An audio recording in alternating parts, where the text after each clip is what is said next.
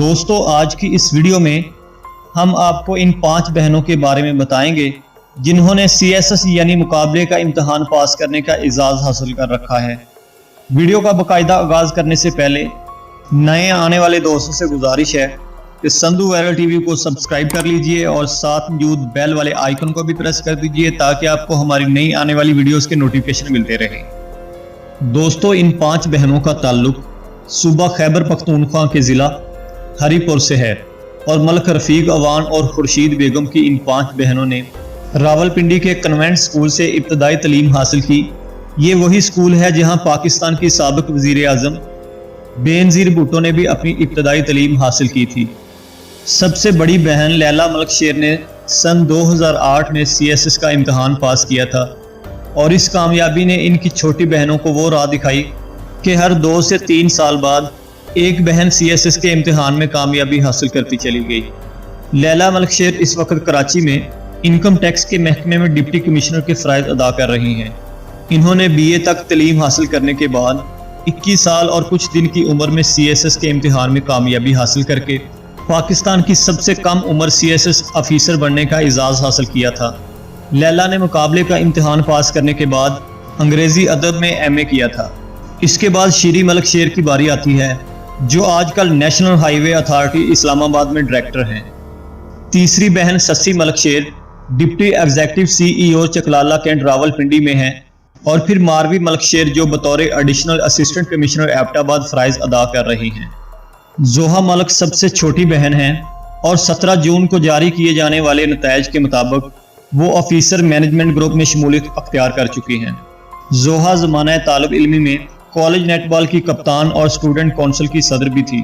इन्होंने national defence university Islamabad से बैनुल-अक़वामी ताल्लुकात आमा में मास्टर्स भी किया है। जोहा, जो कि उनकी सबसे छोटी बहन है, वो अपने बारे में और अपनी बहनों के बारे में बताते हुए ये कहती हैं कि बचपन ही से हमें हमारी वालदा और वालिद ने बताया था कि हमें खुद मुख्तार बनना है और इन्होंने हमारी तलीम और तरबियत पर बहुत मेहनत की। जब मेरी बड़ी बहन लैला मलिक शेर ने CSS पास किया और इन्हें देखा तो इससे मुझे भी लगा कि मुझे भी ऐसा ही बनना है। जोहा ये भी कहती हैं कि 5 बेटियों की पैदाइश पर अफसोस करने वाले आज इनके वालिद को मुबारकबाद दे रहे हैं। दोस्तों, इन बच्चियों के वालिद मलिक रफ़ीक अवान वापडा से SDO रिटायर्ड हैं। इनकी आबाई रहायश तो ज़िला हरीपुर में है मगर एक अरसे से वो रावलपिंडी में मुकीम हैं। 17 जून को जब इनकी सबसे छोटी बेटी जोहा का CSS के इम्तिहान का रिजल्ट आया तो बहुत से लोग इन्हें टेलीफोन पर मुबारकबादें देने लगे। इनके वालिद मलिक रफ़ीक अवान अपने जज्बात को कंट्रोल ना करते हुए रोने लग गए और रोते हुए इन्होंने बताया कि आज बड़ा अजीब और खुशी का बहुत बड़ा दिन है। वो बताने लगे कि जब मेरी 5वीं बेटी की पैदाइश हुई तो इस वक्त मेरे रिश्तेदारों ने हम लोगों को मुबारकबाद देने की जगह हम दोनों से अफसोस का इजहार किया था कि इस मरतबा भी बेटा नहीं हुआ है। बेटी पर हमें तो कोई गम नहीं था मगर अजीज़ों और रिश्तेदारों के रवैये पर कुछ अफसोस ज़रूर हुआ था। दोस्तों, आज जब कई साल बाद इनकी 5वीं बेटी ने भी CSS का इम्तिहान पास कर लिया है तो रिश्तेदार मुबारकबाद देने के लिए टेलीफोन पर टेलीफोन कर रहे हैं। इनमें अक्सरियत उन्हीं लोगों की है जो 5 बेटियों पर खुले या ढके छुपे अंदाज में इनसे अफसोस का इजहार किया करते थे। मलिक रफ़ीक अवान को इस रवैये का सामना इनकी पहली बेटी की पैदाइश ही से था। ताहम जब इनकी दूसरी बेटी पैदा हुई तो उस वक़्त इनके वालिद शेर मोहम्मद हयात थे।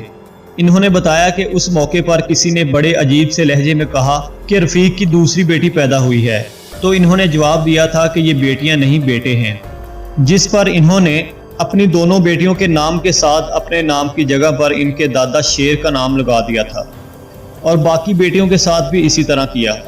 इन्होंने अपनी 4 बेटियों के नाम अफसानवी किरदारों लैला, शीरी, सस्सी और मारवी के नामों पर रखे हैं।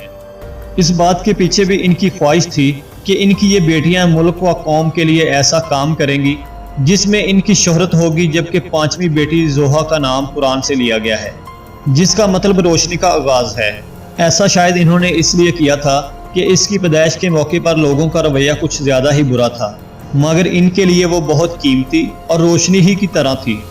दोस्तों, वैसे तो मलिक रफ़ीक अवान के दुराने मुलाजमत मुख्तलिफ मकामात पर तबादले होते रहे मगर बेटियों की तलीम और तरबियत के लिए इन्होंने रावलपिंडी में ही रिहाइश रखी थी ताकि ये मुतासर ना हो। मलक रफीक अवान ने अपनी बड़ी बेटी लैला मलिक शेर के हवाले से स्कूल का वाक़या बताया कि जब वो पहली क्लास में थी तो वो स्कूल मीटिंग में गए। इन्हें लैला की टीचर ने बताया कि क्लास में एक मरतबा इन्होंने लैला से पूछा कि बड़े होकर क्या बनोगी, तो इस पर लैला ने जवाब दिया कि एसी। जिस पर टीचर ने कहा कि कौन सी एसी, ये जो कमरे में लगे हुए हैं? तो लैला ने बड़े एतमाद से जवाब दिया कि नहीं, असिस्टेंट कमिश्नर। मलक रफीक अवान ने एक और वाक़या बताते हुए कहा कि एक वक्त ऐसा था जब मेरी पोस्टिंग जेहलम में थी और मैं अपने एक एसडीओ दोस्त के हमरा रावलपिंडी वापस आ रहा था तो रास्ते में तखीर हो गई और घर पहुंचते पहुंचते रात के 12 बज गए। अभी मैं घर के अंदर दाखिल हुआ ही था तो मेरी तीसरी बेटी सस्सी मलिक शेर मेरे पास आई और कहा कि पापा ये किताबें लेनी है लाजमी। जिस पर मैंने आओ देखा ना ताओ और इससे कहा कि गाड़ी में बैठो। मुझे यकीन नहीं था कि दुकान खुली होगी। खुशकिस्मती से एक दुकान का कुछ सामान आया था, इसकी अनलोडिंग हो रही थी तो दुकान के मालिक से गुजारिश की तो उन्होंने वो किताबें भी हमें ला दी थी। मलक रफीक अवान कहते हैं कि मेरा वो दोस्त अब कनाडा में होता है और वो अक्सर फ़ोन पर इस वाक़े को याद करता है और कहता है कि मैं अब अपने तमाम मिलने वाले जानने वालों को बताता हूँ कि अगर अपने बच्चों को बेहतर मुस्तकबिल देना है तो माँ बाप को हर सूरत में अपने बच्चों को ये पैगाम देना होगा कि वो इनके अच्छे मुस्तकबिल के लिए कुछ भी कर सकते हैं। मलक रफीक अवान बेटियों की कामयाबी को भी अपनी अहलिया की अनथिक मेहनत और लगन का नतीजा करार देते हैं। मलक रफीक अवान बताते हैं कि बचपन में बेटियों को कोई डांट डपट नहीं की और इसकी कभी ज़रूरत ही नहीं पड़ी। इन्होंने बताया कि बच्चियों की पढ़ाई और इनके मामलात को इनकी वालदा खुर्शीद बेगम देखा करती थी। मैं खुद तो मुलाजमत के लिए मुख्तलिफ शहरों में मुकीम रहा करता था मगर इनकी वालदा तलीम पर कोई समझौता नहीं करती थी। बच्चियों की वालदा खुर्शीद बेगम का कहना था कि इन्होंने अपनी बेटियों को बड़े तरीके से तलीम और मेहनत की तरफ राग़िब किया था। बचपन में पढ़ाई के लिए ऐसा होता था कि मैं इनको कहती थी कि जल्दी से होमवर्क ख़त्म कर लो और जो पहले होमवर्क ख़त्म करेगा इसी को साइकिलिंग की इजाज़त मिलेगी। फिर इनको सबक जल्दी याद करने पर चॉकलेट या कोई और चीज़ दिलाने का लालच भी देती थी। इनका कहना था कि कभी भी पढ़ाई और फिर होमवर्क पर कोई समझौता तक नहीं किया था।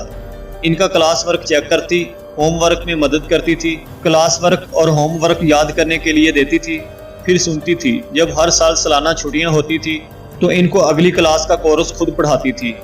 जब ये क्लास में जाती थी तो बहुत कुछ इनको पहले ही आता होता था।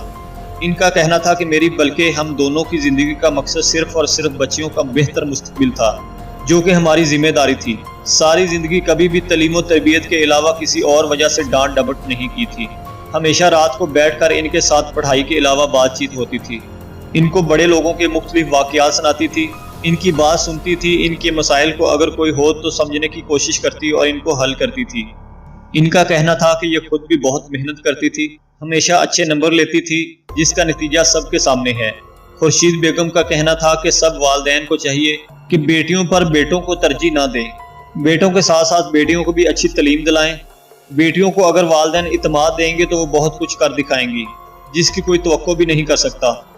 जोहा मलिक का कहना था कि हमारे घर का माहौल शुरू ही से तलीमी था।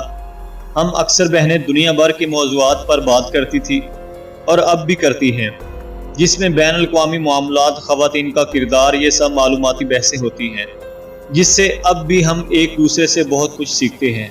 मलक रफीक अवान का कहना था कि मुल्क व कौम की तरक्की के लिए मुआशरे को समझना होगा कि बेटियां बोझ नहीं होती बल्कि ये इंतहाई कारआमद होती हैं। इन्होंने कहा कि ज़रूरत इस बात की है कि इनको एतमाद दिया जाए, तलीम दिलाई जाए, बताया जाए कि इन्होंने अपने मुस्तकबिल के अलावा मुल्क व कौम के लिए काम करना है। हम दोनों मियाँ बीवी ने यही किया है, कभी नहीं सोचा कि बेटा नहीं है तो कोई कमी है, बस अपनी बेटियों पर तवज्जो मरकूज रखी। अब हमारी एक एक बेटी 500 बेटों पर भी बारी है। इन्होंने वो कर दिखाया है जो बेटे भी कम ही करते हैं। दोस्तों, इसके साथ ही इस वीडियो का इख्तिताम करते हैं इस दुआ के साथ कि अल्लाह ताला कौम की इन बेटियों की हिफाजत फरमाए और हर तरह के अंदरूनी बरूनी खतरात से महफूज फरमाए। आमीन।